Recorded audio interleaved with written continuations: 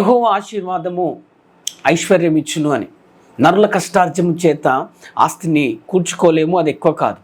దేవుడు మనకు ఆశీర్వాదం ఇవ్వాలని కోరుకుంటున్నాడు. అనగా మనం ఆశీర్వాదం వారసులుగా ఉండడానికి దేవుడు మనల్ని పిలుచుకున్నాడు. అనగా ఐశ్వర్యం కూడా దేవుడు ఇచ్చినదే. సో ఏదైనా సరే మనం దేవుడి నుంచి రావాలి అని కోరుకోవాలా. అబ్రహాము ఒకసారి సొదొమ గొమొర్ర వారిని శత్రువులు పట్టుకెళ్ళినప్పుడు అబ్రహాం వెళ్ళి యుద్ధం చేసి వారిని విడిపించుకొస్తాడు. అయితే అక్కడున్న రాజు ఏమంటాడంటే, ఆ మనుషుల్ని మాత్రం, లేదంటే మా దేశ ప్రజలు మాత్రం వదిలేసి ఆస్తిని తీసుకెళ్ళమన్నప్పుడు అబ్రహాము ఆ ఆస్తిని తీసుకోడు. ఆ ఆస్తి వద్దంటాడు, ఆ డబ్బును వద్దంటాడు. ఎందుకని? ఈరోజు నువ్వు ఇచ్చి రేపు నా దేవుడు నన్ను దీవిస్తే నేను ఇచ్చానని నువ్వు చెప్పుకోవడానికి వీల్లేదు. నువ్వు అలా చెప్పుకోవడం అవకాశాన్ని ఇవ్వను. నీ చెప్పుల వారం కూడా నాకు వద్దు, రేపు నా దేవుడు నన్ను దీవిస్తాడు. అంటే అబ్రహాము నమ్మకం ఏంటంటే దేవుడు తనను దీవిస్తాడు, దేవుడు తను ఉన్నత స్థితిలో ఉంచుతాడని నమ్మాడు.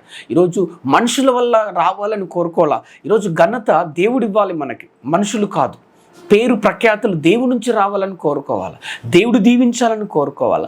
దేవుడు దీవించమని మరెవరు శపించలేరు, దేవుడు శపించేవారు మరెవరు కూడా ఆశీర్వదించాలని బైబిల్లో ఉంటుంది. కనుక నేను చెప్పేది ఏంటంటే, ఈరోజు ఏది నువ్వు పొందుకోవాలనుకున్నా అది దేవుడి నుంచి పొందుకున్నది అయి ఉంటే అది శాశ్వత కాలం ఉంటుంది. ఈ లోకంలో సంతోషం చూడండి, అల్పకాల సంతోషాలు ఉంటాయి. ఆ పూట కొంచెం సంతోషం, ఆ పూట కొంచెం ఆనందం, అది డబ్బులు పెట్టి కొనాల్సిన ఆనందం. కానీ అది కొంతకాలమే, కొంత సమయమే. ఏది కొన్నా, ఏది పర్చేజ్ చేసినా, ఎక్కడికి వెళ్ళినా అది కొద్దిపాటి ఆనందం. ఎప్పుడైతే నువ్వు దేవుళ్ళో ఆనందంగా ఉంటావో అది శాశ్వతమైన ఆనందం. అందుకొరకే ఏది కావాలన్నా దేవుడి నుంచి పొందుకోవాలని కోరుకుంటే అది మనకెంతో దీవెనకరంగా ఉంటుంది.